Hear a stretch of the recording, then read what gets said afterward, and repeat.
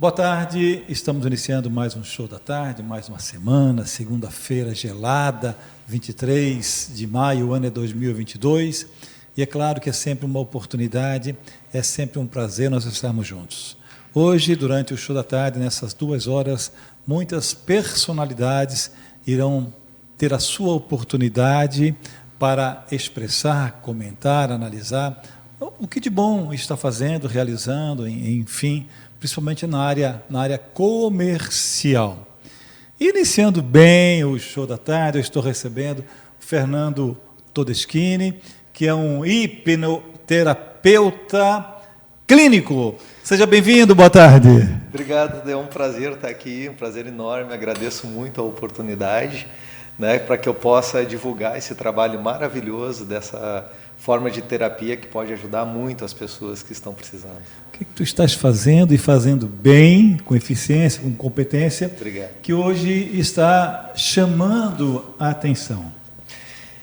A hipnoterapia, ela é uma forma que a gente chama de terapia breve, que a grande diferença de outras abordagens psicoterápicas, a hipnoterapia ela vai diretamente na causa do sofrimento da pessoa. Então, através da hipnose, nós conseguimos pegar aquela causa emocional e transformar ela, que chama de ressignificação, e fazendo com que o sofrimento que a pessoa traz até a clínica deixe de existir. Então, por exemplo, uma pessoa que chegue lá reclamando com sintomas de ansiedade, Então ela diz que ela está sentindo, por exemplo, taquicardia, sudorese, de repente as mãos trêmulas, enfim. E nós colocamos a pessoa em transe hipnótico. O transe hipnótico é colocar a pessoa a nível subconsciente. Ela, diferente da crença popular, quem é hipnotizado não dorme. Porque alguns hipnoterapeutas até usam um comando assim, durma. Mas na verdade a pessoa não dorme, porque ela não está inconsciente, ela está subconsciente. Então ela está totalmente consciente de tudo que está acontecendo ao redor dela. Ela está me ouvindo, ela está ouvindo tudo, mas ela está num estado de relaxamento profundo. Tanto que 14, 15 minutos de hipnose é tão relaxante que equivale a 4 horas de sono, só para você ter uma ideia. Então, pegando esse exemplo que eu falei de sintomas de ansiedade, nós colocamos a pessoa em transe hipnótico e eu converso com o subconsciente dela. Eu digo, subconsciente, a fulana nos trouxe um sofrimento, ela está sentindo falta de ar, taquicardia, isso e aquilo. E eu digo assim, subconsciente, me traga a emoção que está por trás desse sofrimento. Por que a emoção? Porque o subconsciente trabalha com 2 aspectos, emoção e imaginação. E o subconsciente corresponde, aí é impressionante isso e as pessoas não têm ideia, a 80% da nossa mente. Nesse momento que a gente está aqui conversando, eu estou trabalhando com a nossa mente consciente. E ela corresponde só a 10% da nossa mente. Ou seja, nós estamos trabalhando aqui com 10% da nossa mente. Essa tua fala inicial, que equivale a uma terapia de 4 horas de relaxamento. Então, eu vou lá, eu vou fazer uma sessão toda semana eu vou lá e eu faço uma massagem relaxante. Quer dizer, então eu vou fazer uma sessão contigo de 15 minutos, que equivale a 4 horas. Eu vou sair dali zen. Sai muito relaxado. E isso aí, todos os meus clientes podem atestar isso, porque um dos resultados fantásticos da hipnoterapia, após terminar a sessão, eu sempre digo assim, a causa ainda pode estar lá, pode precisar de mais algumas sessões, normalmente 3 a 5 sessões, mas sempre que a pessoa emerge do transe hipnótico, ela emerge muito bem. Porque não é necessário que a pessoa chegue num estágio complicado para si mesmo no seu controle emocional para procurar um especialista, Perfeito. E eles falam muito na prevenção. O que é que tu pode deixar para nós? O que é que tu coloca assim na tua pauta no mundo da prevenção, no campo da prevenção? Ótima pergunta, muito bom. Realmente, normalmente as pessoas elas tratam a doença. Mas nós não temos que ter o foco na doença. Eu sempre digo, o meu foco, o meu trabalho é o foco na pessoa, não na doença. Então, vamos lá, antes de emergir a doença. Então, por exemplo, o que é uma depressão? né? Nada mais é do que a pessoa não se permitir viver o sentimento, né? Hoje em dia, com redes sociais, parece que a pessoa está obrigada a ser feliz, tem que ser feliz, tem que ser feliz. Mas não tem nada de errado em sentir tristeza, não tem nada de errado em sentir medo, em sentir raiva. São sentimentos humanos, nós somos seres emocionais por natureza. Então, antes de deixar explodir aquilo como uma ansiedade, um pânico, uma depressão, vamos cuidar de viver esse sentimento. E é aí que entra o terapeuta, né? Digamos assim, é quase como um coach de emoções. Né? Se permita viver sua emoção, se permita viver um momento, porque quando nós estamos inseridos naquilo, nós não conseguimos ver, né? Porque a gente está lá dentro. E alguém que tem aquela visão de fora consegue chamar a pessoa à consciência e dizer, olha, o que você está vivendo aí não deve ser encarado de tal e tal maneira. E aquilo traz um alívio imediato à pessoa. Nós estamos conversando com o Dr. Fernando Todeschini, hipnoterapeuta clínico. Todos os anos eu vou lá fazer o meu check-up. Você pode criar uma tranca, um escudo, para que eu possa responder todos os intempéries que chegarem até mim? Com certeza. Da questão neurológica? Com certeza, com certeza. Como a hipnose funciona? Em termos, aproveitando o teu gancho, em termos neurológicos. Cada memória nossa, ela tem origem numa emoção. Então você tem uma emoção, você vive aquela emoção cria o que nós chamamos de uma memória de base. Essa memória de base gera um comportamento e o resultado desse comportamento pode ou não te causar um sofrimento. Se for algo bom, sentimentos positivos, emoções positivas. Se não for um comportamento bom, emoções negativas. Então, a hipnose, ela pega essa memória de base, que é uma rede neural. O que é hipnose? Explica para nós. Hipnose. Hipnose. A hipnose, ela é um estado alterado de consciência, né? Então você está a nível consciente agora, nós estamos conscientes. O que divide o consciente do subconsciente é uma linhazinha tênue chamado de fator crítico. Esse fator crítico, em termos neurológicos, só é formado no cérebro a partir dos 7 anos de idade. Por isso que é tão importante que falo, a fase mais importante de uma criança é até os 7 anos. Porque até os 7 anos de idade, a criança não tem esse fator crítico que divide o consciente do subconsciente. Isso significa dizer que uma criança está em transe hipnótico permanente até os 7 anos de idade. Por isso que nossa imaginação é muito fértil. Está brincando de alienígena, enxerga a espaçonave, enxerga as estrelas, enxerga os planetas. E depois dos 7 anos a gente fala que nós vamos ficando medroso. Mas não é medroso, é porque a gente cria o fator crítico. A gente deixa de estar em transe hipnótico e começa a racionalizar mais as coisas. Por exemplo, você já se emocionou assistindo um filme? Aquilo é real? Estava acontecendo de verdade? Não, né? Você estava hipnotizado naquele momento. A hipnose é um estado natural da mente. Nós já fomos hipnotizados e não temos nem consciência disso. Ô, doutor Fernando, você atende todas as idades ou a partir dos 7 anos? Eu atendo a partir dos 10 anos de idade. Eu só não trato crianças, mas de pré-adolescência para frente. Inclusive tem meus pré-adolescentezinhos lá que eu amo atender. Eu atendo a partir de 10 anos de idade, eu faço atendimentos. Meu tempo já acabou, meu tempo está chegando ao final. Que pena. Tudo que é bom acaba rápido, né? Acaba rápido. A vida é tão boa e acaba rápido. Não sei, diz que tem a segunda vida, né? Por favor, deixa aí os teus contatos, que as pessoas podem manter um contato com você. Poxa, muito obrigado pela oportunidade. Uma pena que passou tão rápido mesmo, né? Eu atendo no edifício Seiza Center, fica no centro de Florianópolis, na Avenida Prefeito Osmar Cunha, 183, sala 812, bloco B. O meu telefone é 489-9118-7333. E o rede social, que a gente hoje tudo é rede social, né? O meu Instagram é @terapias.renascer. Foi um prazer em recebê-lo. Prazer foi meu. Obrigado pela oportunidade. Nós vamos então para o nosso primeiro intervalo comercial no Show da Tarde.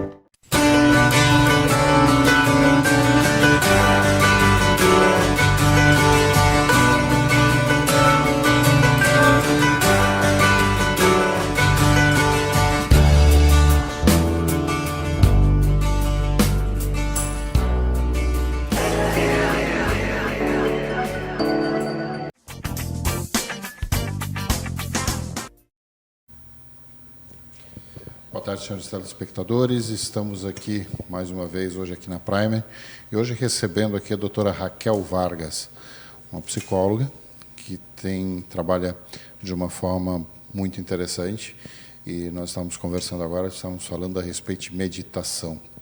Doutora Raquel, boa tarde. Como vai? Tudo bom? Tudo bem, tudo ótimo.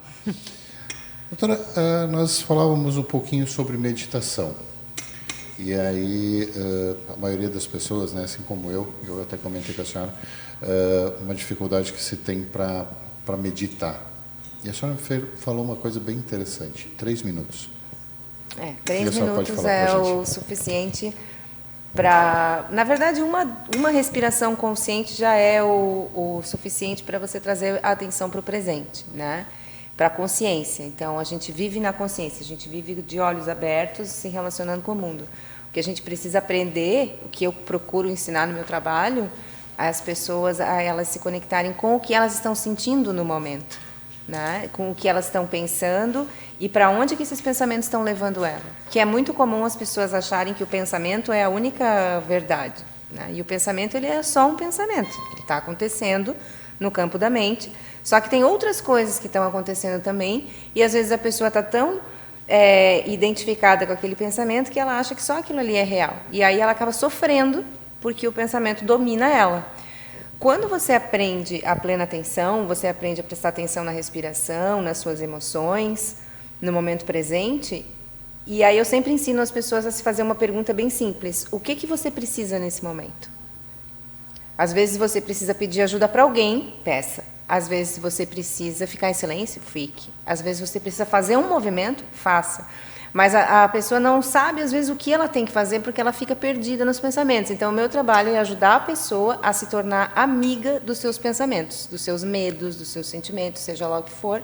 E aí ela vai conseguir lidar com isso de uma maneira muito mais saudável e vai conseguir chegar onde ela quer. Perfeito.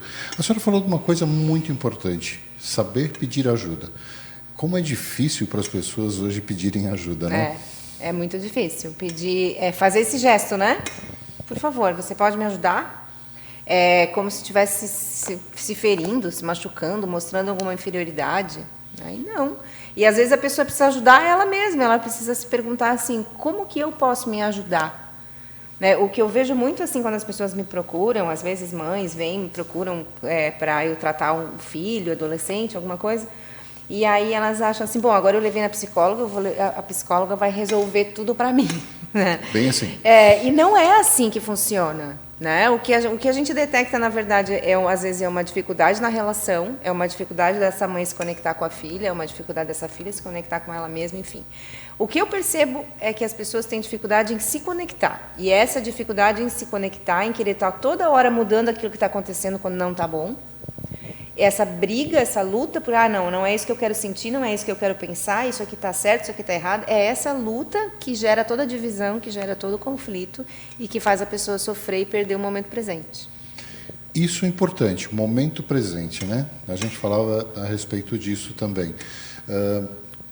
Às vezes a gente se pega, né, assistindo um programa de televisão com o celular, olhando para o filho, olhando para isso, olhando para aquilo, e tudo ao mesmo tempo. E não vendo o tempo passar. E aí vem aquela história, o tempo está muito rápido, as coisas estão acontecendo, está tudo muito rápido. Na verdade, a gente não está prestando atenção. Exatamente. O que mais faz as pessoas terem essa sensação de que o tempo está passando rápido demais é o fato de elas viverem no automático, né? Fazer tudo automaticamente. É claro que tem coisas que a gente precisa, né, que seja automático. Imagina, toda vez que eu vou amarrar meu sapato, eu tenho que pensar como é que faz. Ou que eu vou dirigir o carro, eu tenho que pensar como é que faz. Não, essas coisas acontecem automático. Mas o nosso mundo interno, aquilo que diz respeito à emoção, a pensamento e o que eu estou agindo no mundo, que contribuição eu estou dando, o que eu estou fazendo, eu estou feliz de verdade, essas coisas as pessoas não se param para perguntar. E aí, quando elas se dão conta, já é Natal. Quando elas se dão conta, o filho já cresceu e ela não viu. Quando elas se dão conta, as coisas aconteceram e ela não viu. Por quê? Porque ela está perdida num monte de pensamento. Então, o que eu faço é ensinar as pessoas, basicamente assim, você não é os seus pensamentos. Você não é nem sequer os seus sentimentos. Você é esse diálogo que está acontecendo dentro da cabeça e essa consciência que olha para esse diálogo. Então, quando a gente ativa essa consciência e olha, tem uma conversa aqui dentro, estão brigando, né? Tem um conflito, tem uma luta, tem um medo, tem uma raiva, tem uma mágoa, e eu olho para isso com coragem e aceitação, eu consigo transformar. Não tem outra maneira, né? Até quando a gente faz um processo de hipnose ou algum processo, né, de mais profundo de limpeza de traumas, sim. O que a gente faz? É trazer para a consciência aquilo, a cena, aquela dor. A respiração. Né? E a meditação faz isso. Tenha coragem, né? Eu estou aqui contigo. Vamos respirar junto, vamos sentir isso. Porque é só quando eu sinto que eu vejo aquela dor, aquele trauma, aquele problema, quando eu dou clareza, consciência, é que eu consigo mudar de verdade. Na verdade, não é a gente que muda. As coisas mudam automaticamente. Sim. Quando a gente toma consciência. Sim. A senhora me falou que foi coautora de um livro sim, eu trouxe no ano aqui. Passado, né? Uhum. É isso? A senhora escreveu um capítulo. Fala um pouquinho para a gente sobre o que a senhora escreveu. Então, esse aqui foi um convite de uma pessoa lá da Bahia, que ele é coach, e ele me achou no Instagram, né? Eu também trabalho com um curso no Instagram, eu agora estou elaborando um para lançar esse ano, aí, um curso de meditação. E aí ele me achou lá e me convidou para participar, para escrever um capítulo desse livro, que é o Terapeutas do Século XXI. Então, nesse livro tem 20 terapeutas, né? 22, eu acho, terapeutas. Cada um contou a sua história, né? E a sua experiência. E eu contei a minha com a meditação. Então, eu escrevi o capítulo que fala a meditação como um caminho para o fim do sofrimento. Porque foi isso que me levou para a Índia. Quando eu vi na internet, né, o meu professor, e ele falava coisas bastante importantes que tinham muito a ver com aquilo que eu estava passando naquele momento, né? Eu estava com uma depressão, uma situação difícil, assim. E aí eu fui e comecei a seguir essa pessoa, e comecei a seguir os ensinamentos dele, e aí fui parar lá na Índia, né? E entendi que o sofrimento é uma percepção da tua realidade. Então, assim, nada que aconteceu na minha vida que possa ter me causado algum trauma, alguma dor, algum sofrimento, nada disso mudou. As coisas continuam lá. Elas aconteceram e eu não tenho como mudar isso. Mas eu mudei como eu percebo isso. Como que eu me relaciono com... O que isso me torna? Elas param de te fazer sofrer. Elas param de me fazer sofrer. Daí tu entende, vive, experiencia na pele a diferença entre dor e sofrimento. Né? Dor é eu sair daqui, tropeçar, cair, bater minha cabeça ali, minha cabeça vai doer. Sofrimento é eu ficar com aquela história, mas por que eu fui lá naquele lugar? Por que eu não fui por aqui? Eu deveria ter ido lá, a pessoa não me ajudou, eu não soube, eu fiz errado. Isso é o sofrimento. Essa história, esse monte de palavras, esse monte de pensamento, esse monte de carga que é colocado em cima de um fato. Né? Então, assim, a meditação ela te tira da ilusão de que alguém é culpado de alguma coisa ou que algo tem que acontecer para as coisas ficarem bem e te coloca em contato contigo mesmo. Não, o que eu tenho para hoje é isso. Né? O que eu tenho aqui, agora, a meu dispor, nesse momento, é esse tipo de mentalidade, de consciência. Então, o que eu posso fazer com isso? Né? Para onde que eu vou a partir disso? O que mais eu posso acrescentar na minha vida? Eu sempre falo, no final do programa, quando eu faço, né, geralmente são 8 semanas, a pessoa fica comigo, no mínimo 8 encontros, né? No final, eu sempre falo para ela assim, a meditação não é para você se tornar algo que você não é.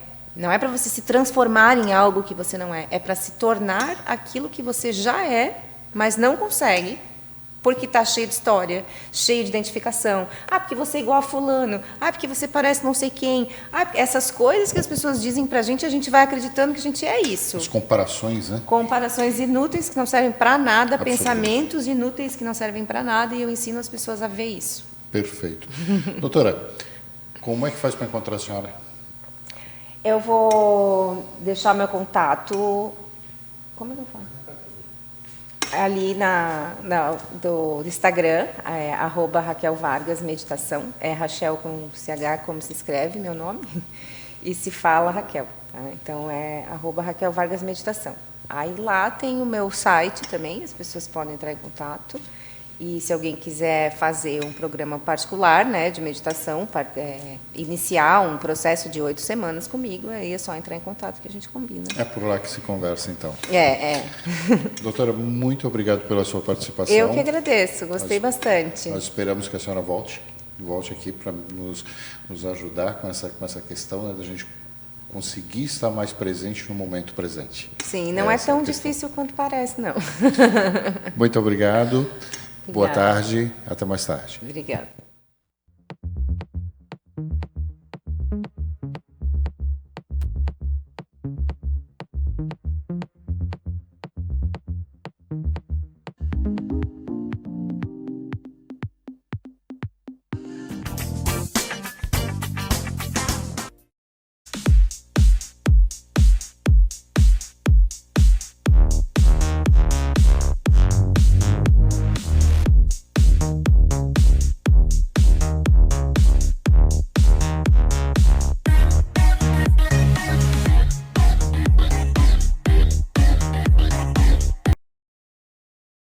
Ai que maior perigo, ai que eu caí, ai que eu sei das consequências mesmo assim moído. É que vale a pena, vale a cama, vale o risco, que é um ganhão pra quem já tá fudido. Ai que maior perigo, ai que eu caí, ai que eu sei das consequências mesmo assim moído. É que vale a pena, vale a cama, vale o risco, que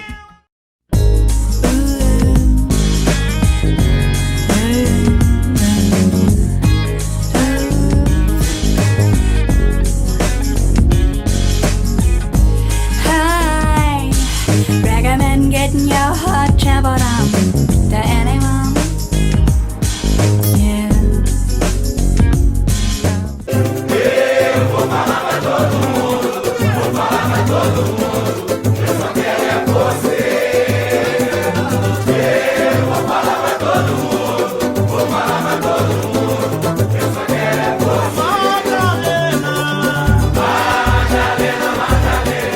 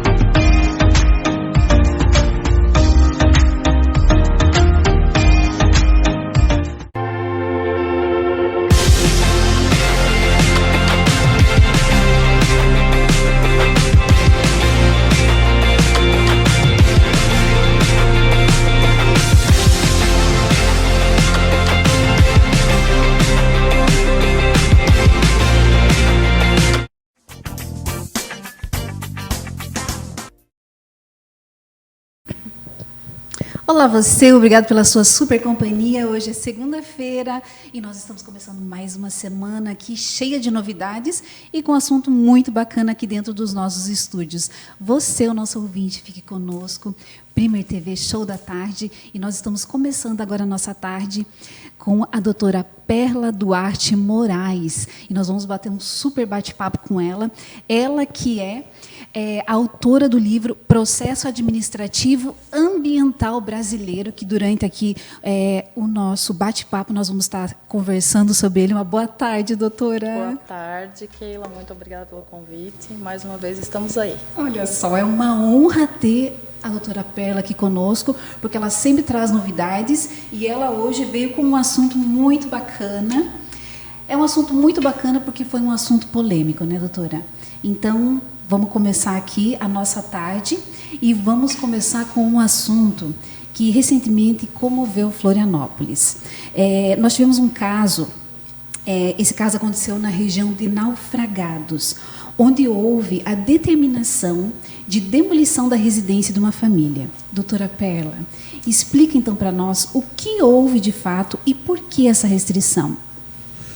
Então, Keila, esta ação, né, deste senhor, ela iniciou em 2008 pelas minhas pesquisas, né? Quando vocês me chamaram aqui, eu fui compreender o que havia acontecido. E ela tramitou e tudo, e um dos argumentos da defesa é de que ele seria nativo. E o que acontece ali nesta área, onde a família está inserida, a residência, esta área é catalogada como parque, na realidade, Parque Estadual do Tabuleiro, que é um parque, o maior parque de Santa Catarina, né, que tem, assim, foi um parque instituído pelo Estado em 1975, e tem realmente assim objetivos muito nobres, que são de preservar, né, a Mata Atlântica, a vegetação, a questão das nascentes, são 171 nascentes. Nossa. Então, assim, esta é a razão da proteção. Entendo. Né? O que realmente aconteceu dentro do processo, eu não conheço assim de forma pormenorizada, né? A gente sabe que teve uma decisão do desembargador Diogo Pizzica, que até ficamos muito felizes, né, que deu a liminar para que a família não fosse retirada do local, né? Então cessaram lá as atividades de demolição. Eu vi ele chorando, até comoveu muito, né, doutora? Toda a população, mas o bom é que não, teve ali a liminar para que isso não acontecesse, não fosse demolido, né? E o morador continua morando lá. Isso, mas o que aparenta ali é que o processo assim já se desenvolveu bastante. Ele já está num momento assim meio final, né? De menos recursos, menos possibilidade de recurso. Mas agora a decisão vigora aí, a decisão do Dr. Diogo Pizzica, desembargador. Vamos torcer para o melhor, na verdade, doutora. Doutora, me diz uma coisa, existe a exceção a morador nativo? Essa é uma pergunta boa, né? Pois é. Então, o que eu até verifiquei desse caso específico, existe na maioria da legislação, a maioria, quando institui um parque, faz essa exceção, né? E um dos pontos ali que eu vi, que até estão mencionando, é que ele não seria morador nativo, mas me assim, aparentou que tem prova de que ele fez lá o primeiro grau dele em 1976, né? E, enfim. Então, sim, a lei protege normalmente o morador nativo. Olha, bacana. Quando o Estado cria um parque, ele não tem que indenizar os proprietários? Pois é. Então, a nossa Constituição, né, a Constituição de 1988, veja que a instituição do parque é anterior à Constituição, né? E a Constituição vem dizer o quê? Que no caso de desapropriação, quando o Estado esvazia, porque pode também ser o município, né, pode ser a União, quando o ente público ele esvazia a propriedade do sujeito, ele deve, sim, indenizar, e essa indenização deve ser prévia, justa, prévia e em dinheiro. Então, assim, é uma crítica bastante grande, né? E, inclusive, existem muitas ações em situações semelhantes, né, a desse caso, e em que as pessoas foram buscar indenização perante o Poder Judiciário. E, claro, recebem, né? Sim. Doutora, agora me surgiu uma pergunta que até está um pouquinho fora. Esse morador, no caso, ele não foi procurado para fazer para eles algum tipo de indenização, alguma coisa, ou as pessoas geralmente elas são previamente informadas do que pode acontecer até essa indenização? Normalmente existe o contraditório, nada disso foi dito. Certo. Né? O que acontece? Para as pessoas que eles estão lá, pelo visto, a família já era da família, então a instituição do parque foi posterior. Certo. Então, assim, se eu vou comprar uma área, o que são os cuidados que o instituidor do parque, né, dessas áreas desse tipo de área, deve tomar? Então, assim, no registro imobiliário deve constar a restrição, a área de preservação permanente, porque é o registro imobiliário que dá a publicidade. Quando eu vou comprar, olha, está tudo ok no registro imobiliário, vejo lá, né, IPTU, enfim, é assim que a gente procede. Certo. Então, teria que ter essa publicidade. Entendi. No caso dele, daí foi instituído depois. Entendi. Né? Foi uma pergunta agora que me surgiu, tá, doutora? Sim, uma curiosidade de forma pessoal mesmo. Mas normalmente o que a gente vê é a instituição de parques e depois as pessoas indo buscar, né, depois de batalharem, às vezes não conseguirem ou até conseguirem também, né, dependendo da situação. Aí, quando não conseguem, vão buscar a indenização. Entendi. Doutora, a falta do plano de manejo prejudicou os proprietários processados naquela localidade ali? Pois então, até a Associação dos Moradores de Naufragados fez, inclusive ajuizou uma ação, arguindo a ausência do plano de manejo, e que seria uma obrigação, então, né, de fazer aí do IMA.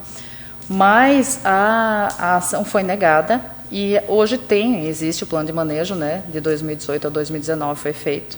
E, assim, no meu ponto de vista, realmente, se as regras não estão claras, né, as pessoas não sabem quais regras devem ser seguidas. Exatamente. Mas isso é uma opinião minha. Né? Sim, e por isso, né, vamos aproveitar aqui, por isso também é muito importante consultar a doutora Perla Duarte Moraes. Ela tem aqui o livro Processo Administrativo Ambiental Brasileiro, que eu vejo que as pessoas às vezes não têm muito conhecimento, né, nesse assunto, e isso ajuda muito, né, doutora? Até eu estava comentando contigo, né, Keila? Sim. Que essa questão do processo administrativo, muitas vezes a pessoa recebe um auto de infração e ela tem até uma sugestão até dos agentes de que, não, olha, você não precisa aqui de advogado, né, no processo administrativo. Só que o alerta que fica é assim, primeiro que as questões são eminentemente técnicas, então a pessoa se autodefender não é o ideal. Né? Sim. E o que acontece? Se o processo chegar ao final, ele pode determinar, o administrador pode determinar a demolição da sua residência, enfim, da sua empresa, e aí ele não precisa ir lá pedir para o juiz, olha, eu preciso de uma autorização para... Aquela autorização é a autoexecutoriedade dos atos administrativos, né? Assim que se define esse poder da administração. Então, assim, o ideal, recebeu o auto de infração, procura um advogado, né, de preferência especialista, com certeza, né? Com certeza. Eu estou vendo aqui que para evitar dor de cabeça. Dor de cabeça e também assim é um trauma, né? Tem crianças e que isso daí causa um trauma enorme, né, doutora, para a própria criança, para quem está vendo ali é uma situação muito ruim. No seu ponto de vista, que eu acredito que é quase que responde essa que a senhora estava comentando agora. No seu ponto de vista, havia uma forma de chegar-se a um cenário mais favorável ao morador? Existem cuidados que podem ser tomados? Eu penso que principalmente o cuidado no momento do processo administrativo. Agora, a condução do processo ali, me parece que com essa liminar, eu não vi a fundamentação da liminar, mas também penso que a defesa deve ir num sentido de razoabilidade também, porque no que uma residência, né, no que efetivamente uma residência com uma família afeta o meio ambiente, tudo isso, existem decisões muito coerentes nesse sentido. Então, eu acredito até que vai se dar um bom encaminhamento aí. Com certeza. Estou esperando por isso. Por isso, é verdade. Doutora, eu estou aqui olhando o seu livro e eu estou aqui pensando agora como arquiteta, vamos conversar o nosso network aqui, porque é muito interessante esse processo administrativo ambiental. Eu vejo várias obras sendo demolidas, principalmente em lugares de nascente. Então, tem que ter aí todo um cuidado, né? Que eu vejo que a pessoa, às vezes, ela não tem. Vamos ali, vamos morar ali, vamos ficar ali. E não é bem assim, né? Porque daí também acarreta em várias outras transtornos, né? Até para o meio ambiental, para as famílias. E eu vejo que o seu livro aqui, vamos falar um pouquinho dele, que eu achei muito interessante, Processo Administrativo Ambiental Brasileiro. A doutora Perla Duarte Moraes está aqui conosco e ela está falando aqui sobre esse processo ambiental. E dá uma pincelada aqui para nós, que eu estou aqui, eu estou aqui curiosa. Então, por que eu falei do processo administrativo ambiental, né? E por que a ideia também de fazer esse livro? Porque quando eu comecei a trabalhar, há quase 20 anos atrás, no direito ambiental, eu logo comecei a perceber que os princípios não se aplicavam ao processo administrativo ambiental, né? Lamentavelmente, e claro que hoje já existe também todo um encaminhamento das autoridades para que isso se modifique, com certeza, né? Mas por isso que eu te digo que a questão do advogado nessa seara é muito importante, inclusive porque se algum princípio não for cumprido, né, se for descumprido algum princípio, o advogado também vai poder recorrer ao Poder Judiciário, em tempo, evitando, né, qualquer decisão que venha desagradar, né, o contratante, enfim, o jurisdicionado, o administrado, nesse caso. Então, assim, para fazer as coisas em tempo, com o tempo também. Esse livro, ele na verdade, eu sei que tem muito mais coisas, né? Mas ele é Sim. um resumo do que pode estar ajudando no dia a dia, de como realmente se respaldar de certos assuntos que a pessoa não conhece. Eu tentei fazer um manual, assim, que não fosse só direcionado ao acadêmico de direito ou ao advogado. Então, pessoas que tenham situações também, questões administrativas ambientais e que queiram também consultar, né? Também tem nas bibliotecas. Isso que eu ia lhe perguntar. Tem nas bibliotecas, eu encontro onde mais? Nas livrarias. Isso, está à disposição na internet. Olha aí que bacana. Esse livro ele tem quantas páginas, doutora? E tu sabe o que eu 210. fiz? Isso, tu Rapidinho sabe o que eu fiz? Cada situação que eu trouxe ali, eu trouxe julgados em que a gente trabalhou, né? Em que a gente conseguiu, perante o Poder Judiciário, anular as decisões administrativas. Então, isso que é bacana. Até para quem está começando a estudar o direito ambiental, também é bem legal. Olha só, da doutora Perla, aqui nesse bate-papo conosco no Show da Tarde, Primeiro TV. A doutora Perla, ela é específica nesse assunto administrativo ambiental brasileiro. Então, você que está com alguma dúvida, doutora Perla, eu sei que já passou aqui no nosso VT o número do celular dela, tem rede social também, né, doutora Perla? Isso. Então, assim, pode realmente estar tirando todas as dúvidas. E aí, se tiver alguma porventura ainda, alguma coisa que pode acontecer, pode estar auxiliando também, né, doutora? Com certeza. Marcando um horário, tirando dúvidas.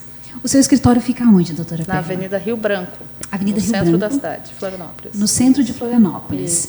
Que bacana. Processo administrativo ambiental. Hoje nós conversamos, então, sobre esse caso mais específico que foi aqui em Naufragados.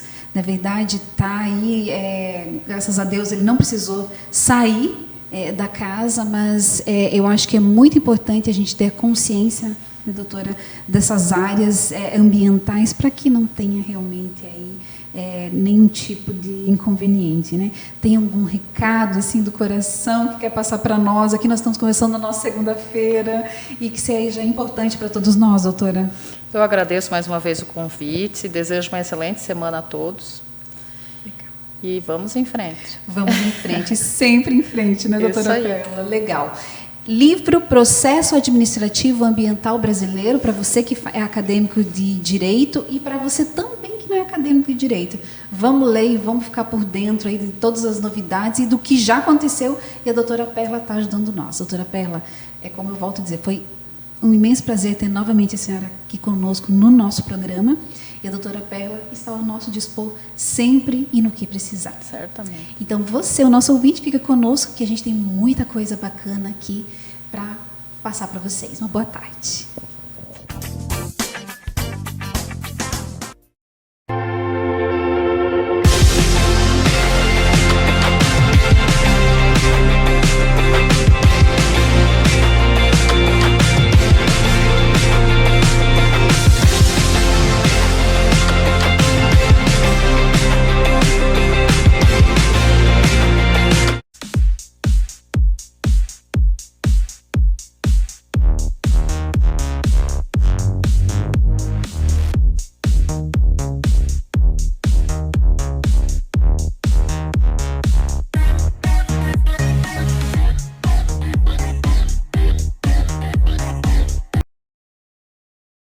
Ai que maior perigo, ai que eu caí, ai que eu sei das consequências mesmo assim moído.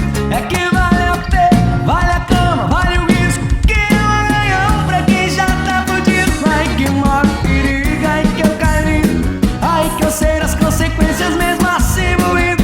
É que vale a pena, vale a cama, vale o risco, que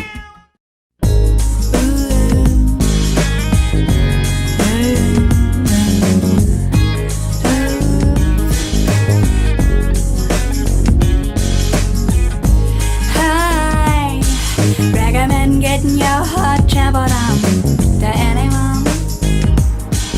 Yeah.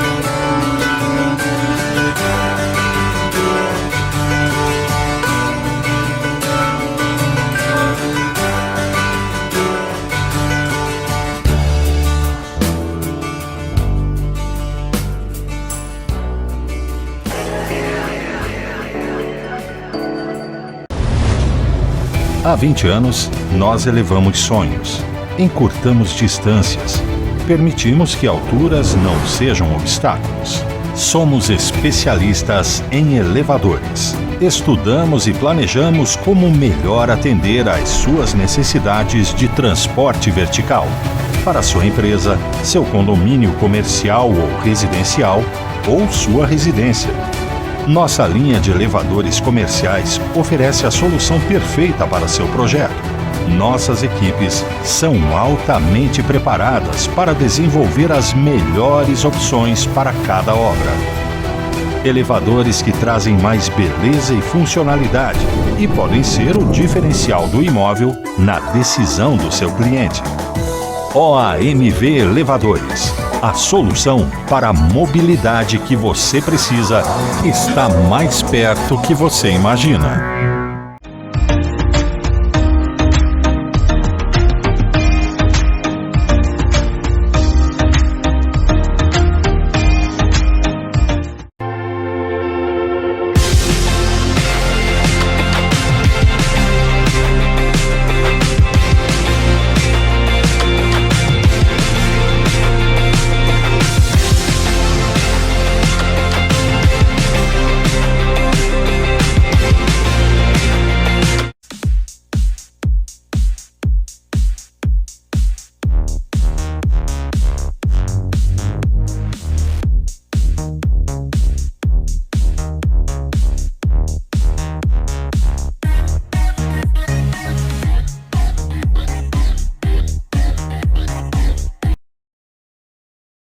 Ai que maior perigo, ai que eu caí, ai que eu sei das consequências mesmo assim moído. É que vale a pena, vale a cama, vale o risco, que é um ganhão pra quem já tá fudido. Ai que maior perigo, ai que eu caí, ai que eu sei das consequências mesmo assim moído. É que vale a pena, vale a cama, vale o risco, que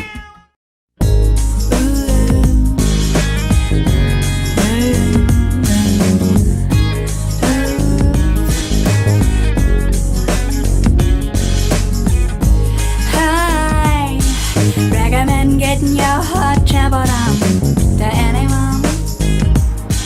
Yeah. eu vou falar pra todo mundo, vou falar pra todo mundo, eu só quero é você. Eu vou falar pra todo mundo, vou falar pra todo mundo, eu só quero é você. Madalena, Madalena.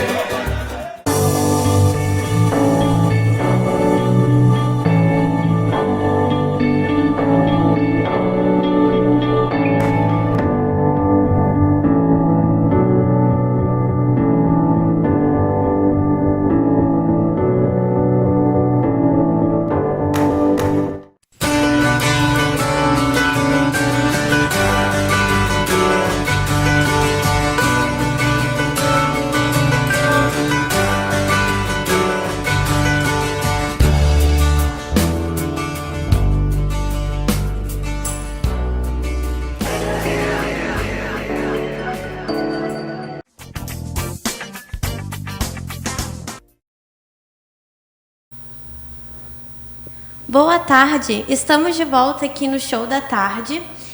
Eu sou a Milena, psicóloga. Hoje eu estou com o convidado aqui, o Rogério, e eu vou pedir para o Rogério se apresentar para vocês. Olá, boa tarde. Eu sou terapeuta, trabalho com hipnose, trabalho com reprocessamento regenerativo e trabalho com a constelação sistêmica familiar.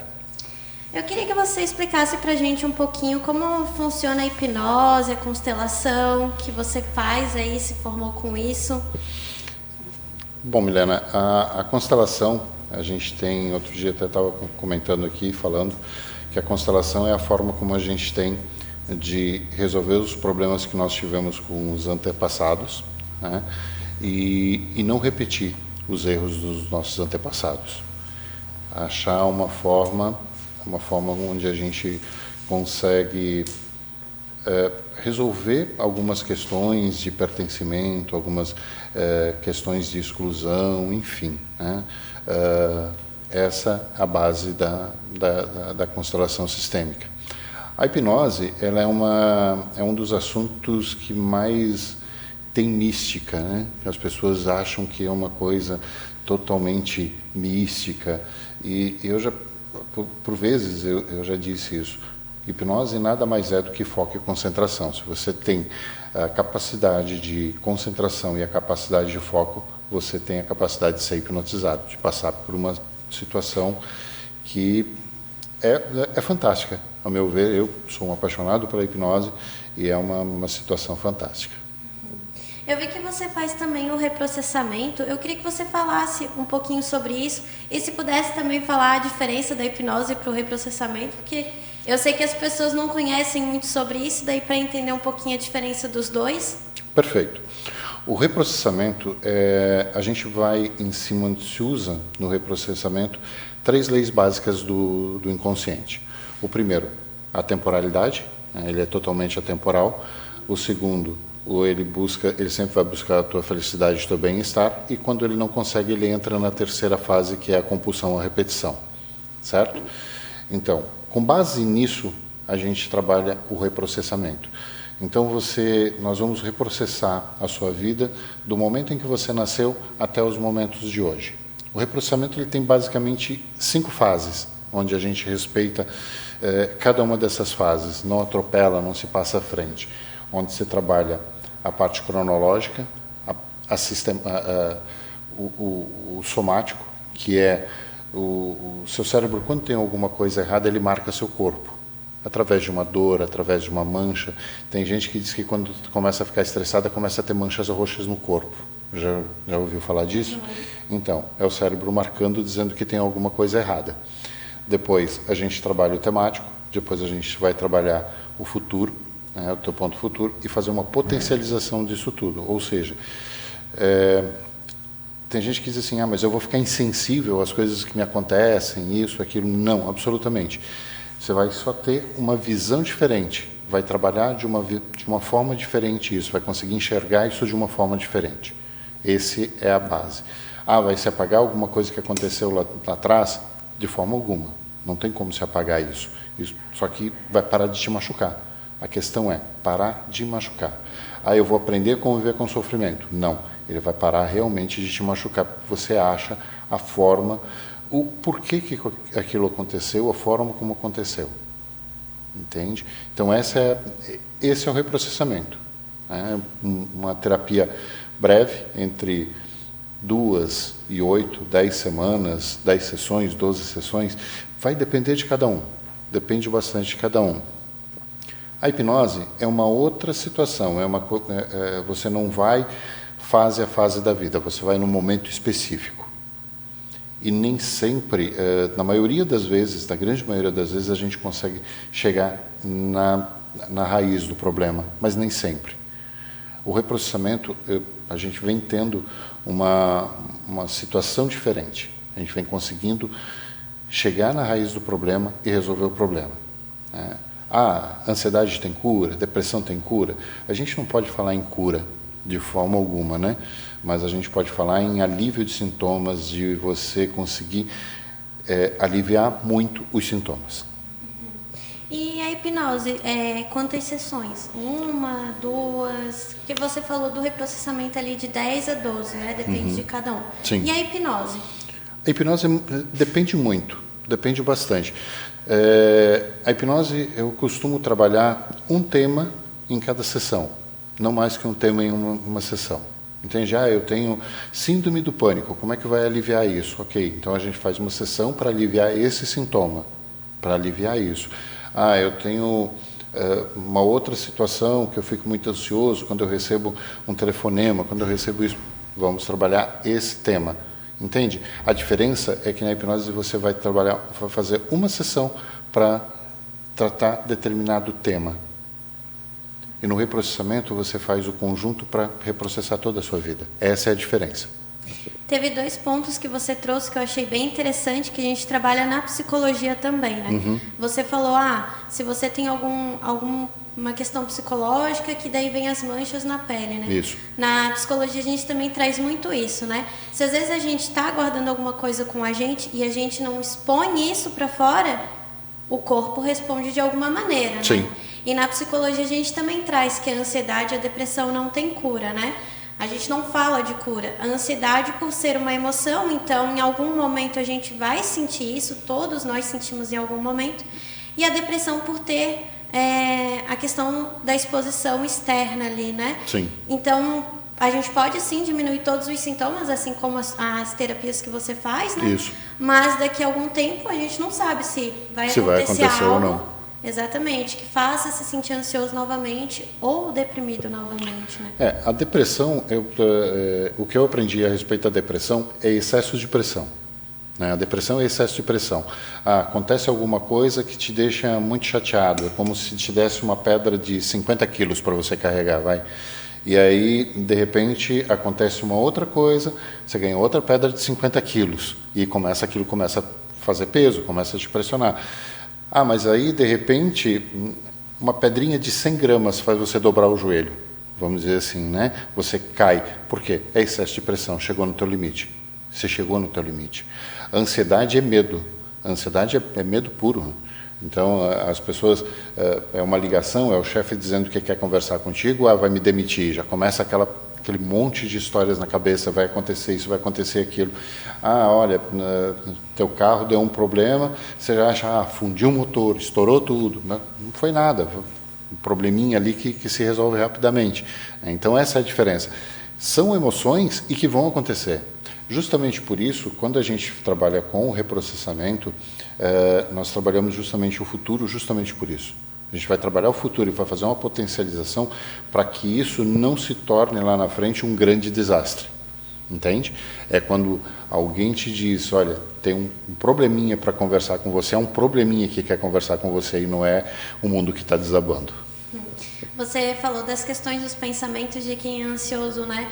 Que às vezes é uma coisinha assim, mas quem é ansioso, na psicologia a gente fala que é pensamentos catastróficos, né? É, bem isso. A gente sempre imagina o pior quando é muito ansioso, né? Aí sempre vem aqueles pensamentos, e se tal coisa acontecer? Será que eu vou conseguir? Então sempre vem aqueles pensamentos catastróficos. Mas eu gostaria que você me contasse um pouquinho também como funcionam os seus atendimentos, para o pessoal conhecer um pouquinho o seu trabalho aí. Eu tenho 2 formas de atender, né? Hoje a gente consegue atender online, com uma eficiência muito boa, né? A gente hoje tivemos que aprender durante essa pandemia, essa coisa toda, atendimentos online ou presencialmente. Eu atendo aqui no Lisboa, tenho um consultório aqui, não gosto de chamar de consultório, mas de escritório, vamos dizer assim, né? Onde eu consigo atender as pessoas. Atendimentos normalmente de 1 hora, são atendimentos de 1 hora, tanto online quanto presencial. E você já está trabalhando com isso há muito tempo? Há algum tempo. Eu venho estudando bastante esses temas desde 2015, 2016. Eu já venho atuando, né? Eu sempre tive essa coisa de aprender e ter que botar em prática para ver como acontecia. Então, sempre tinha meus pro bonos, as pessoas que se dispunham a passar pelos processos iniciais para a gente ver a eficácia, né, da situação. E hoje já com alguns clientes já em andamento. Uhum. E tem bastante procura agora no online, depois da pandemia? Está tendo bastante? As pessoas acabam preferindo presencial. Online hoje eu tenho bem poucas pessoas que vêm fazendo. As pessoas precisam ter esse contato, né? Elas querem estar presentes, né? E aí é aquela situação. Então, algumas pessoas que moram um pouco mais longe, às vezes têm a dificuldade de locomoção e tal, eu ofereço online. Não, mas se for fazer online, não, eu prefiro fazer presencial. Ainda, a questão da terapia, ela é ainda muito presencial. Uhum. No caso da psicologia, eu acho que fica meio a meio, assim, um pouco que é online, um pouco que é presencial. Bom, quanto tempo você está trabalhando com isso?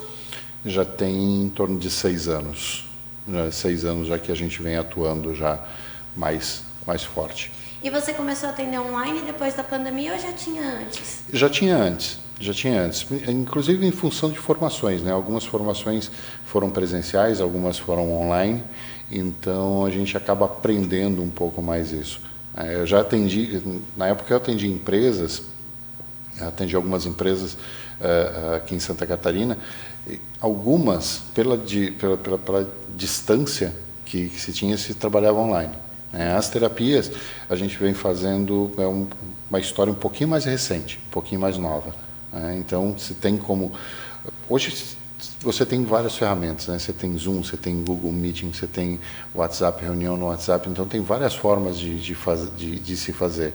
Eu costumo dizer para as pessoas que se tiver um fone de ouvido e tiver disposição de parar aquele tempo, realmente parar, porque aí não precisa pegar carro, não precisa pegar Uber, não precisa pegar nada disso, né? Senta lá no teu sofá, na tua cama, bem confortável, consegue fazer tranquilamente. Você trouxe casos de ansiedade, depressão e síndrome do pânico. Isso. Quais casos mais você costuma trabalhar? Eu já tive casos de trauma, casos de fobia extrema. Já tive casos de trauma causado por abuso. Então, são várias situações. Obesidade já tive também. Já tive alguns casos de obesidade, da pessoa entender o porquê chegou no ponto que chegou. Não conseguia entender. Mas eu nem... É aquela história, né, que... nem como tanto assim. Mas as regras, né, não estar presente. Casos de casais que não conseguiam se entender. Então, a gente entrou primeiramente com uma constelação para entender isso e tal, né, para ver como realmente acontecia. Então, são várias situações. E o público que você atende, qual é?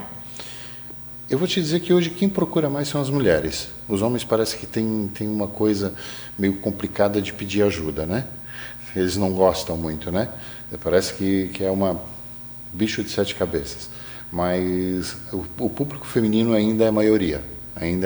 Já tenho algumas mães que me ligam. Eu tenho 2 casos hoje que eu venho atendendo que foram mães que pediram para atendimento para os filhos, que vieram procurar para fazer o atendimento dos filhos. Então, mas o público ainda mais, o feminino ainda é a maior parte. Na psicologia isso acontece também. Eu acho que de 20 pacientes, 16 é mulheres e 4 é homem. A procura por homem é muito pouca. Mas a partir de qual idade você atende? Olha, eu vou te dizer assim, quando a gente tem aquela questão do menor, que quando é menor de idade, só com autorização dos pais, com autorização expressa dos pais, né? A gente não pode atender antes disso. Eu diria que a partir dos 12 anos seria uma idade que a gente começa a ter uma eficiência maior. Eu já atendi em caso de hipnose, um caso de uma menina de 6, 7 anos.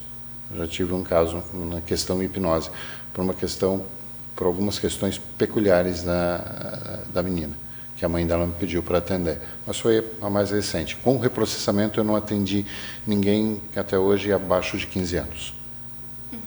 Mas tem alguma questão de que não pode, crianças? Não, desde que os pais autorizem, desde que...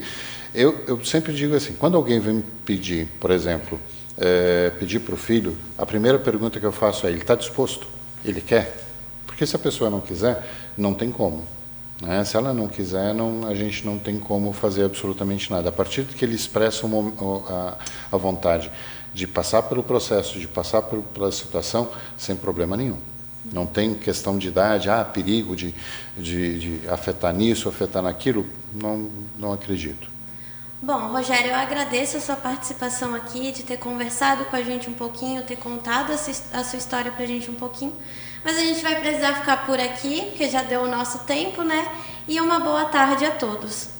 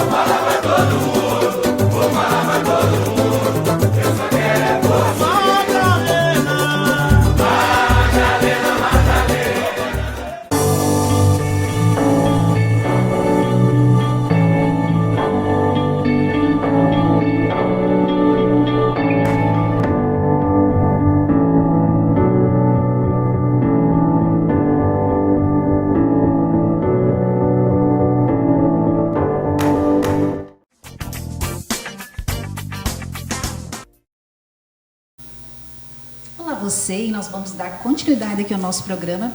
Hoje, segunda-feira, ai que clima agradável, a nossa conversa aqui continua muito boa, porque nós estamos aqui com a Larissa, que ela é neuropsicopedagoga, é isso mesmo, né, Larissa? Isso mesmo. Que bom, seja bem-vinda, Larissa. Muito obrigada. Olha só, nosso assunto está muito bom hoje, porque é um assunto que diz respeito à nossa vida adulta, né, Larissa? Sim. Aprendizagem, é isso mesmo.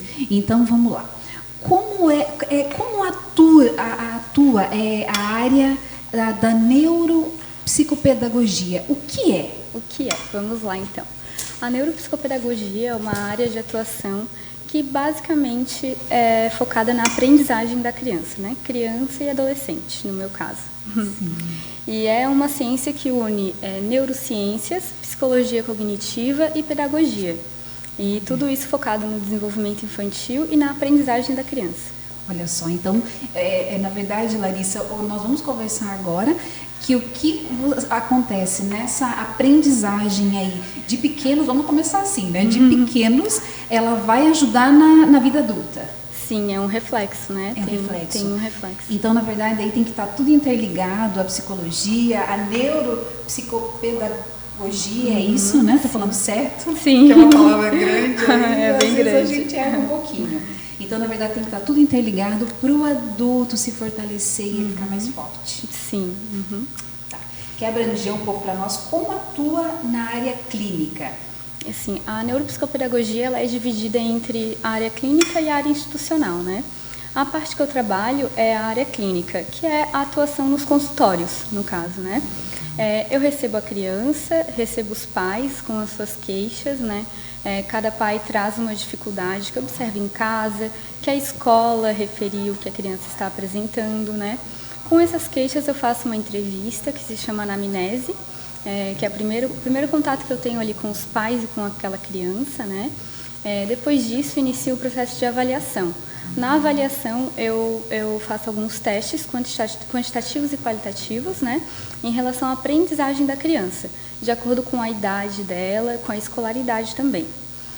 Depois da avaliação pronta, eu apresento para os pais, apresento para a escola, e aí nós juntos vemos a melhor forma de intervir e melhorar a aprendizagem dessa criança, né? Ou pontualmente trabalhar aquela dificuldade que ela apresentou, e assim é mais ou menos o trabalho. Olha que bacana. Então, na verdade, a Larissa está contando aqui para nós que é feito, vamos dizer, tem ali uma avaliação, ante tudo, para poder estar sentindo realmente como que a criança, modo de dizer criança e também adolescentes, né? Ela está se saindo ali no que você está conversando com ela para poder estar ajudando ela. Isso. Perfeito. Geralmente, quem percebe os primeiros sinais ali de dificuldade de aprendizagem, né? Ou de algum distúrbio de aprendizagem, é a escola e os pais, né? Então, eu friso a importância dos pais ficarem atentos aos sinais de dificuldade, que a criança pode apresentar uma preguiça, né, ao lidar com situações de aprendizagem, quando, na verdade, é uma falta de motivação por ter alguma dificuldade ali por trás, né? Larissa, na verdade, sim. Então, vamos se aprofundar um pouquinho mais aqui. Tem uma diferença e tem uma dificuldade. Né? Muitas vezes, eles realmente têm uma dificuldade. Eu não consigo. Eles dizem, eu não consigo. Né? E, por outro lado, tem a diferença que é a preguiça. Né? Eu não quero aprender isso daqui. Mas é isso que vai sendo trabalhado, então, na neuropsicopedagogia. Ou eu estou errada? Assim, a preguiça que a criança apresenta, que muitas vezes os pais observam, ela tem algo por trás, né? Ou é o método da escola, a metodologia da escola que está sendo trabalhado, que a criança não se adapta, ou é algum problema familiar que está acontecendo naquele momento, que está mexendo com o emocional da criança. Tem uma causa para aquela preguiça, né, que a gente fala entre aspas, pela falta de motivação pelo saber. Então, às vezes a gente julga como a criança não quer, a criança é preguiçosa ou é cansada, mas na verdade tem algo por trás que a gente pode trabalhar, né, em consultório com a avaliação e com a intervenção, né, que inclui orientação aos pais, né, orientação à escola dessa criança, visita escolar, né, eu vou na escola para ver qual que é o método que está sendo aplicado com essa criança. Então, é um conjunto que a gente olha para a criança como um todo, assim. Que bacana. Então, na verdade, assim, muitas vezes até eu vejo assim, o pai e a mãe não conseguem ver, mas a escola, ela realmente consegue ver que apresenta alguma dificuldade mais rápido, na verdade, Larissa. Sim, é bem importante para os pais sempre ouvir, né, o que a escola está falando, acompanhar de perto essa vida escolar da criança, né, porque a escola está passando bastante tempo com aquela criança ali, todos os dias, né, em torno de 4 a 8 horas por dia com aquela criança. Então, é importante que os pais ouçam as queixas do profissional que está ali todos os dias com o seu filho e procurem ajuda se acharem necessário, né?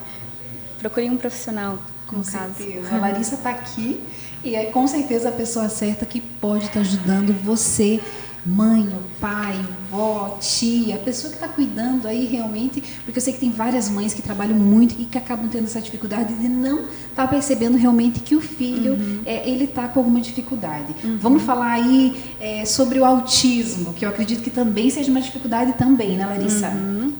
Sim, na parte do autismo eu trabalho um pouquinho diferente, né?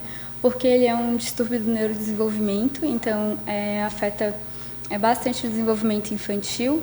As terapias, no caso de um desenvolvimento atípico, elas são baseadas na neurodivergência da criança mesmo, né?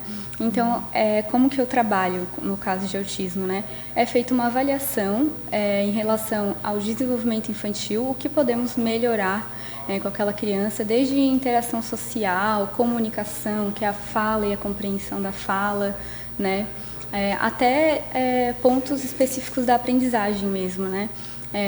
Criança que está entrando na alfabetização, então tem uma forma diferente de conseguir mais atrair a atenção dessa criança, conseguir fazer com que ela evolua ali no processo de aprendizagem. Olha que maravilha! A Larissa, ela é neuropsicopedagoga, ela está aqui com a gente hoje, começando uma segunda-feira, e está explicando para nós aqui as dificuldades que normalmente a criança ou adolescente tem, não é verdade? Está falando agora conosco do autismo, que eu acredito que seja muito importante logo no começo, junto com a escola, a Larissa já identificar, né? Larissa, os pais, claro, passam isso para a escola também, e aí consegue aí ter tratamentos específicos também, né, para as crianças do autismo. Sim, sim.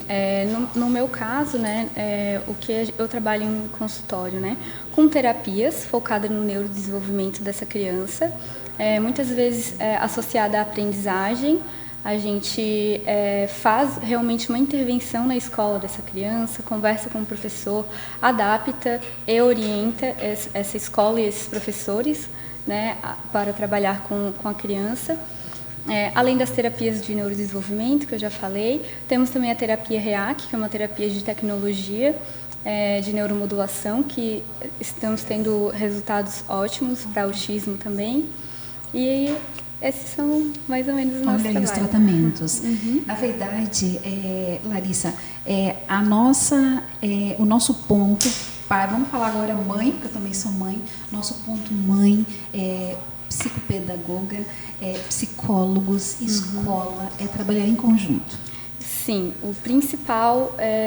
acho que o principal objetivo do meu trabalho é esse, é o trabalho em equipe, que envolve o trabalho do consultório, que envolve a dinâmica familiar, orientações para esses pais que muitas vezes estão perdidos, não sabem como ajudar o seu filho, orientação para os professores, para a escola, sobre inclusão escolar. E esse trabalho em equipe, ajudando a criança, com certeza nós teremos um melhor resultado, se for feito de todos os lados, né? Olha que maravilha. Larissa, aqui a gente poderia falar a tarde toda aqui, ter bastante conversa, até porque essa fase da aprendizagem realmente ela mexe com a vida adulta e a gente quer sempre ter mais conhecimento. Mas a gente está chegando aqui no final da nossa entrevista. Eu agradeço de todo o coração você aqui conosco no Show da Tarde Prime TV. Foi um enorme prazer. E você, mãe, pai, tia, avó, que quer realmente aí que a sua criança, seu adolescente se desenvolva, a Larissa, ela está aqui passando tudo para nós, já passou no nosso VT aqui o Instagram dela, o telefone dela, ela pode estar ajudando. A Larissa é neuropsicopedagoga e ela vai estar aqui ajudando realmente as nossas crianças e os nossos adolescentes para a vida adulta. Muito obrigada e você continue conosco.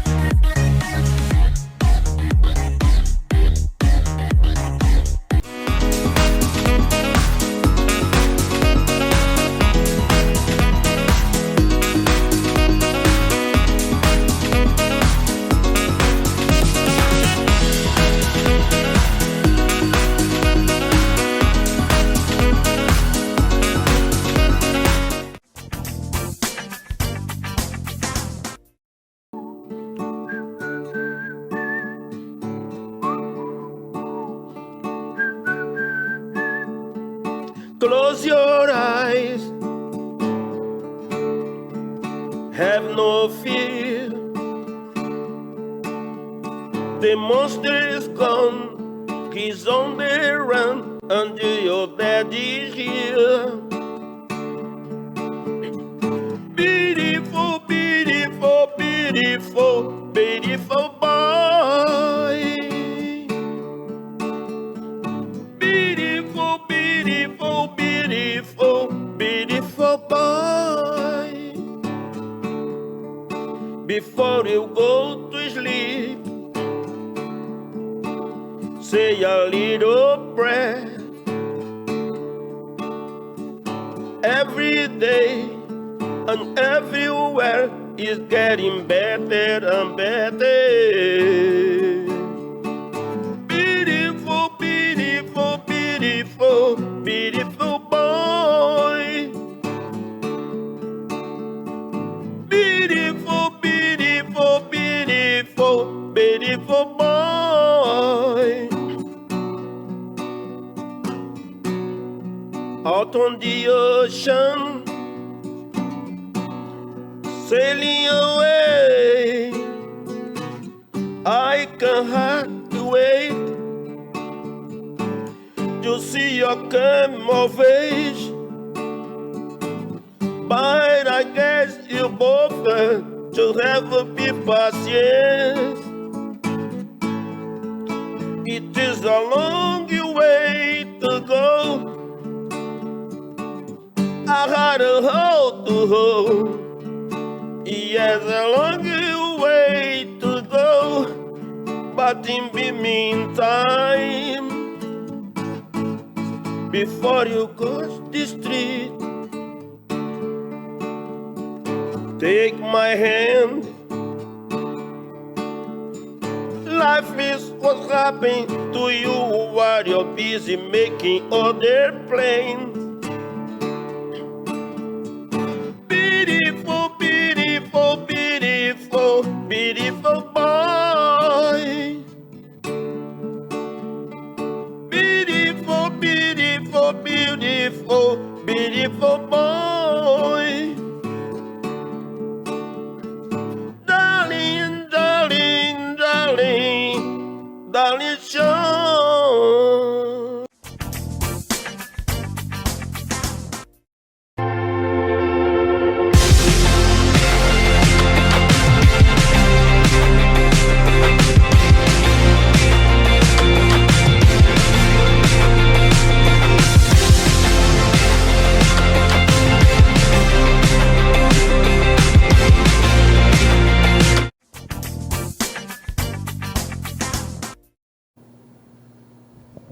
Boa tarde, estamos de volta aqui no programa Show da Tarde. Eu sou a Milena, psicóloga, e hoje eu estou com o convidado Alan aqui comigo. E eu vou pedir para o Alan se apresentar um pouquinho para vocês e falar sobre a profissão dele. Boa tarde, Milena. Meu nome é Alan Pereira, sou cabeleireiro, educador, tricólogo. Atuo em Florianópolis há 12 anos e trabalhamos na parte educacional para cabeleireiros. Eu queria que você me contasse um pouquinho como funciona essa profissão de tricólogo, porque eu acredito que muitas pessoas ainda não conhecem sobre isso. A tricologia, na verdade, ela é uma especialização da medicina, né? O médico dermatologista tricólogo. Nós atuamos como ponte entre a profissão de cabeleireiro e o médico tricólogo, né? Porque alguns procedimentos dentro da parte do salão, eles afetam diretamente alguns tipos de tratamento, né, feito por alguns tipos de anomalia, né, resultado de uso de produto químico dentro do salão. Então, a parte educacional ela entra nesse meio de campo para tentar reeducar os cabeleireiros, né, para que eles consigam aí fazer um auxílio, né, não um diagnóstico, mas um auxílio para o médico tricólogo. O tricologista ele atua com anomalias do couro cabeludo, pele e unha, né? Então, alguns tipos de doenças ou diagnósticos de doenças e anomalias, né, resultando aí numa perda de cabelo, enfraquecimento da unha, a perda de cor da pele. São alguns exemplos aí que pode ser feito o diagnóstico de alguns tipos de doença, né, pelo médico tricólogo. Nós, como tricólogos na parte do salão de beleza, trabalhando nessa área mais estética, a gente tenta trazer para o profissional essa responsabilidade do cuidado, né, além do cabelo, né, porque as pessoas elas são muito fixadas nessa parte estética, né, do cuidado estético, e acabam não percebendo que ali há muito mais coisa do que o cabelo, né? Tanto com a participação do cabeleireiro em vários momentos da vida de uma mulher, né? Seja num casamento, num aniversário, numa formatura. vai alguém no salão de vocês, né, e vocês percebem que tem uma anomalia ali no couro cabeludo, o que vocês fazem daí? Nós, como cabeleireiros tricólogos, né, a gente pode estar fazendo essa avaliação. Pode ser usado o dermatoscópio para fazer essa leitura do couro cabeludo, sabendo que ali tem algum tipo de anomalia ou algum tipo de doença, né, causada por produto químico, pausar qualquer tipo de procedimento químico e encaminhar essa cliente aí para um médico dermatologista, né? Aqui em Florianópolis a gente tem bastante referência, tanto nacional quanto internacional, de médicos tricólogos. Só que a palavra tricologia ela assusta um pouco, então poucas pessoas sabem do significado dessa área, né? Ou entendem mais a colorimetria, né? Um colorista, mas um tricólogo não tem tanta visibilidade assim. E essas anomalias a gente consegue perceber? Como é? Alguns tipos de anomalias são bem comuns agora nessa meia estação, né? Como ressecamento da pele pela mudança de temperatura do banho, né? Assim como uma descamação, um couro cabeludo mais ressecado. Então, esses tipos de anomalia, eles são mais visíveis, né? Dentro do salão, a gente encontra bastante coisa também, como manchas, pintas, né? Que não são normais no couro cabeludo da cliente.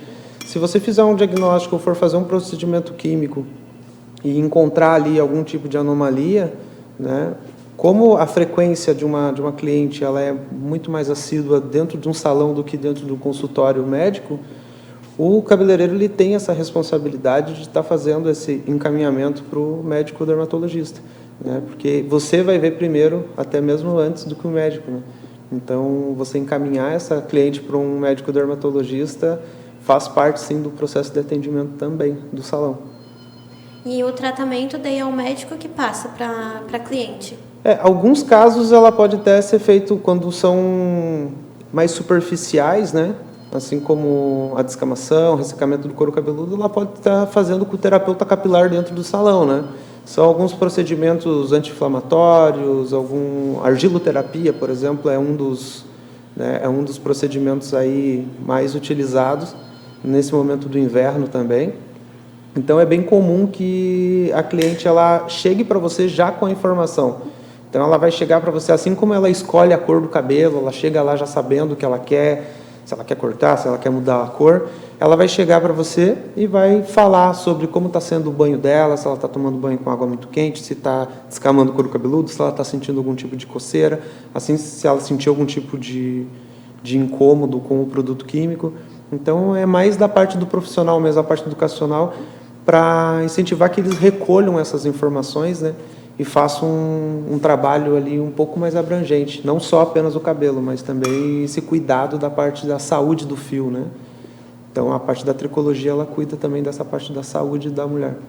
Você trouxe sobre a água quente. Falam que a água quente é prejudicial ao cabelo. É verdade isso? Não só o cabelo, mas como toda a pele, né? Então a gente produz um óleo, né, durante aí o nosso dia para proteção tanto do couro cabeludo quanto da pele. Esse óleo ele forma um pH específico na nossa pele e no nosso couro cabeludo, para que seja mais fácil aí estar eliminando fungos, bactérias, né? É quase como um ecossistema, né, próprio, onde há o conflito do pH da pele e do pelo, né, no nosso couro cabeludo. Então, com a água quente, é como você colocar um desengordurante, porque você vai misturar shampoo com água quente, né? Então, você vai tirar toda essa gordura não só do fio, que funciona como proteção, né, para o fio e para o couro cabeludo, como vai retirar também da pele. Então, ressecamento de peles mais sensíveis, como a pele do rosto, pescoço, é bem comum nessa época do ano, né, porque a mulher está passando por uma fase de transição. Por exemplo, as meias estações, como a gente está vivendo agora, elas são estações de transição. A gente está se preparando para o inverno, assim como todo mamífero se prepara também, né? A gente tem essa troca de pelo, essa troca de cabelo, né? Então é comum que as mulheres elas reclamem de estar com o cabelo com mais frizz, né? Ter mais queda de cabelo nessa época do ano, o que é normal, porque a queda ela pode atingir até 3 vezes mais do que a quantidade comum, né, de fios. Um exemplo, se a mulher perde 100 fios, nessa troca de estação ela vai perder 300. Entendeu? Então é bem comum que você veja mais fios caindo da sua cabeça. Mas se prepara para o inverno para que traga aí a temperatura mais próxima do teu crânio, né? Então esse cabelinho novo, que elas chamam, né? Esse cabelinho mais curto do couro cabeludo, ele tende a ficar muito maior, né? Ter muito maior quantidade, para justamente aquecer o crânio. E no verão é o contrário. Na preparação do verão, esse cabelinho cai. Então é comum que as mulheres reclamem do cabelo mais ralo na raiz, ou tá com entrada, né, no cabelo. E o cabelo de crescimento ele aumenta, justamente para afastar o calor do couro cabeludo. Bom, você trouxe da questão da água quente ser prejudicial, né? E lavar o cabelo todos os dias é prejudicial também? Não, outro mito. Claro que algumas pessoas elas têm um hábito, né? Então, se está fazendo bem para ela, tranquilo. Mas nenhum médico dermatologista ele vai indicar aí que a mulher lave uma vez por semana o cabelo. O que acontece é o uso incorreto dos produtos para se fazer a higiene do couro cabeludo. Por exemplo, se você vai usar um shampoo, é bem habitual as mulheres usarem, por exemplo, shampoo de criança para lavar o cabelo, achando que são menos agressivos, né? O shampoo de criança, pelo contrário, ele é mais agressivo do que um shampoo de adulto, né? Por quê? Porque o pH dele é comparado com o pH de uma lágrima, para não arder o olho. Então, esse produto ele contém muito mais sódio, ele é muito mais agressivo, né, com o cabelo de uma pessoa adulta. O uso indevido dos produtos é que causa esse ressecamento ou a estética ruim, né, do cabelo. Por isso que é muito legal a gente estar educando os cabeleireiros para que eles indiquem qual o melhor shampoo para aquela mulher. Porque cada mulher ela é diferente, né? E cada uma tem um hábito diferente, né? Então, tem aquela mulher que faz academia todo dia, tem aquela mulher que vive com o cabelo preso por conta da profissão. Então, é importante ela usar os produtos. Hoje a gente tem uma tecnologia absurda em cosméticos, justamente para estar aí usando como ferramenta para que as mulheres tenham aí o cabelo lindo durante o dia todo, né? O que acontece é o uso errado, né, incorreto desses produtos, e também a informação que não chega até a cliente, né? Ela trava no profissional. Então, por isso, a base educacional é muito importante. Nossa, quantos mitos mesmo. Isso de lavar o cabelo todos os dias não poder. O shampoo de criança também, achei que o shampoo de criança fazia menos mal do que o de adulto. Assim, adorei te conhecer, adorei conhecer a tua profissão, nunca tinha ouvido falar dela também. Mas a gente vai precisar ficar por aqui, porque deu o nosso tempo. Agradeço a sua participação, tá? E uma boa tarde a todos.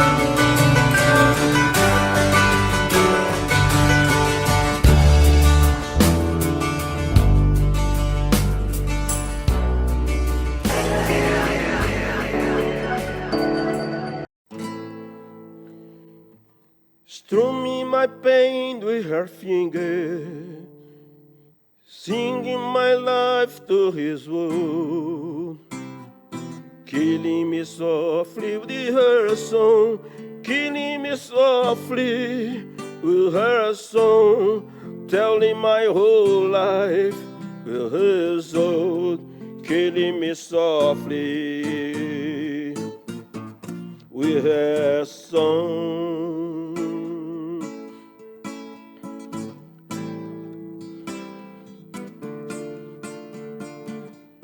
I heard she sang a good song, I heard she had a style, and so I came to see her and listen for a while.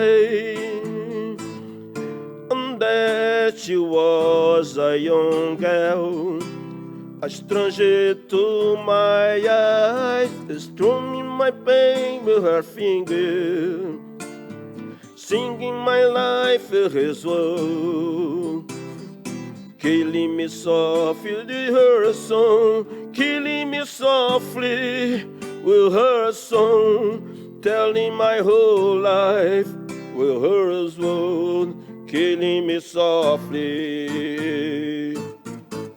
with her song.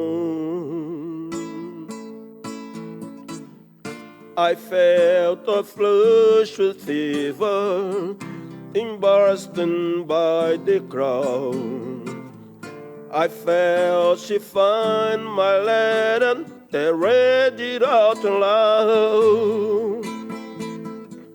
I prayed that she would finish, but she just kept right on, strumming my pain with her finger, singing my life with his word, killing me softly with her song, killing me softly with her song, telling my whole life with her word, killing me softly with her song. I sang, I see if it's near me in all my dark despair. And then she looked right through me as if I wasn't there. And she just kept on singing, singing it clear and strong, strumming my pain with her finger, singing my life with his own, killing me softly with her song, killing me softly with her song, telling my whole life with his own, killing me softly with her song.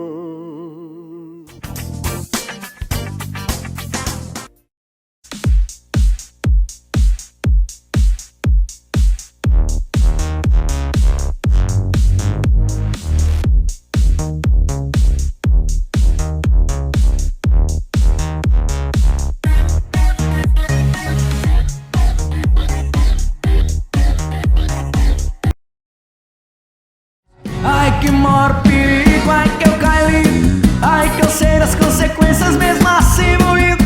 É que vale a pena, vale a cama, vale o risco, que é um ganhão pra quem já tá fudido. Ai que maior perigo, ai que eu caí, ai que eu sei das consequências mesmo assim moído.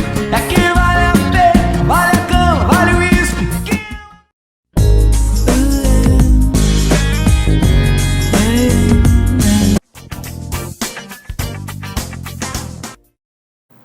Voltamos com o nosso show da tarde, com as nossas entrevistas com os nossos empreendedores da nossa grande Florianópolis. Estamos agora aqui com o Rodrigo, do salão Rodrigo e Sayumi, um salão de beleza, do ramo da beleza, um salão que oferece vários serviços, como o dia da noiva, preparo para a formatura. Boa tarde, Rodrigo. Boa tarde, tudo bem? Tudo bem. E sobre também a experiência, eles vão falar também, o Rodrigo vai falar também sobre a experiência deles no exterior, sobre o aprendizado deles no exterior, no Japão, super interessante, um salão diferenciado, um salão que oferece um serviço voltado e preocupados com a beleza, com trazer o bem-estar. Né? Isso é muito importante, né, Rodrigo? Com certeza. Vamos falar então sobre o salão de vocês, sobre o serviço de vocês, sobre o que oferece e sobre esse trabalho que vocês fizeram lá fora, que é muito interessante, é um diferencial. Tá.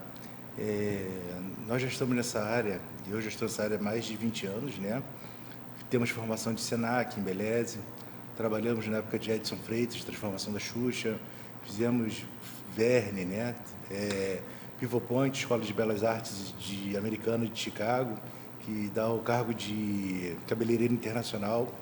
Aí conseguimos ir para o Japão, né, devido a Pivot Point. Chegamos lá, conseguimos abrir um salão e começamos a atender a grande parte da comunidade brasileira. Tá? Deve gerar em torno aí de 75%, 70%, né?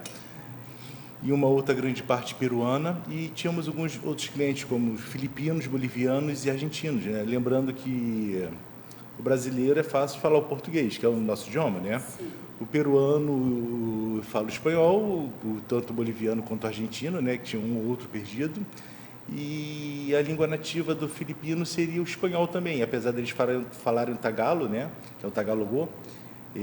Os mais antigos falam espanhol, então a gente tinha esse ramo para poder atender, né, de pessoas lá fora, né, e chegamos a trabalhar lá 2 anos, mas como a saudade bate, a gente uma hora tem que retornar também para o Brasil, né, temos parentes, né, e a gente não conseguiu ficar muito tempo devido acho que mais a saudade nossa, né, daqui. Tá. Porque realmente trabalhar e morar fora é um desafio, né, Rodrigo? Há de convir que é um desafio, e você apresentar o seu trabalho no exterior, tentando mostrar o melhor, também acaba sendo um desafio. Mas quando você consegue mostrar realmente esse melhor e que foi para ficar e para fazer o diferencial, eles aceitam bem, não aceitam? Aceitam. A procura do público brasileiro era bem grande, né? Devido à mão de obra, ser uma mão de obra que o brasileiro ele trabalha com qualquer tipo de cabelo, de qualquer tipo de etnia, né? Então, a adaptação a eles, com certeza é bem mais fácil, né? E o estilo do asiático, né, é diferente do nosso, né? Então, em termos de corte, coloração, uma coisa que a gente estava brincando outro dia, é que lá não tem nem água oxigenada de 40, né? Então, você vai fazer com uma química com água oxigenada de 40, para chegar a abrir algum tom de cabelo, né? Você não consegue, né? As progressivas nós levávamos daqui do Brasil, na época mandávamos em correio para poder chegar lá, para poder estar fazendo tratamentos de alisamento, né? E a comunidade aceitava isso muito bem, né? Tanto é que o salão nosso era um salão bem cheio, né? A gente trabalhava bastante naquela época, tá? Que legal. Então, Rodrigo, vamos apresentar também a sua esposa, a Sayumi. Sim, a Sayumi, ela que trabalha com penteado e maquiagem dentro do salão, sim, né? Sim. Tem mais outras 2 cabeleireiras que também trabalham, né, com maquiagem,